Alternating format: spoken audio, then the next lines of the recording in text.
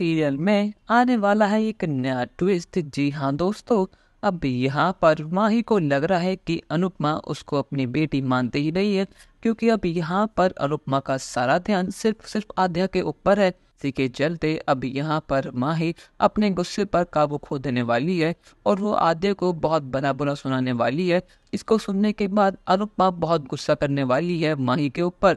अब यहाँ पर अनुपमा माही को समझाती है, पर लेकिन यहाँ पर माही कुछ समझने को तैयार ही नहीं है और हर बीतते पल के साथ माही का गुस्सा डबल होता जा रहा है। और यहाँ पर अनुपमा का गुस्सा अब चढ़ता ही जा रहा है, क्योंकि यहाँ पर माही शांत होने का नाम ले ही नहीं रही और वो आधे के बारे में बहुत कुछ कह चुकी है।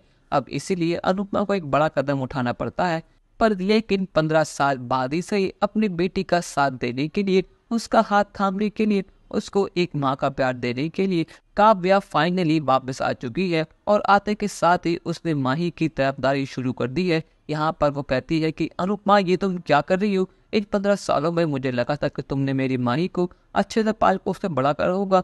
मुझे लगा था कि तुमने माही को अपनी बेटी माना होगा, पर लेकिन आज तुमने साबित कर दिया कि पराये पराये ही होते हैं और अपने अपने ही होते हैं।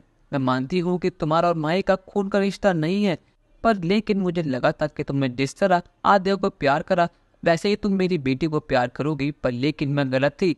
पर लेकिन अब बस बहुत हो गया। जो मैंने देखा और जो मैंने सुना उन सब बातों से ये बयां हो चुका है कि तुम माही को अपना मानती ही नहीं हो। यहाँ पर माही काव्या को देखकर बहुत ज्यादा खुश है। यहाँ पर अनुपमा कहती है कि काव्या, तुम 15 साल बाद आई हो, तुम्हें कुछ पता भी नहीं है। तुमने आते के साथ ही सभी घर वालों की तरह मुझ पर इल्जाम लगाने शुरू कर दिए। तुम्हें पता भी है कि 15 साल में हम लोगों ने क्या देखा है।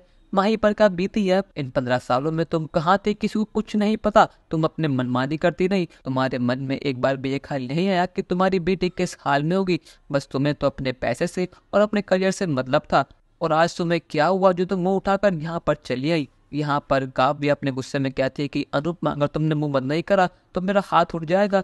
यहाँ पर जिस काव्या को हम जानते थे अब वो काव्या रही नहीं है। पैसों ने काव्या का रंग रूप और उसको हुलिया पूरी तरह बदल लिया है।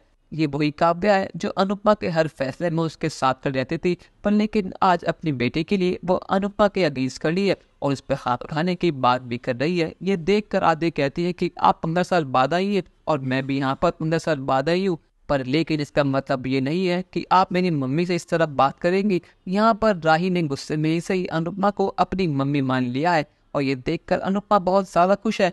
पर लेकिन क्या यहाँ पर काव्य का गुस्सा बिल्कुल सही था या फिर काव्य को अपनी गलती का एहसास होगा? अपनी राय हमें कमेंट सेक्शन में जरूर बताइएगा और चैनल को अब तक नहीं किया सब्सक्राइब तो कर लीजिए। धन्यवाद।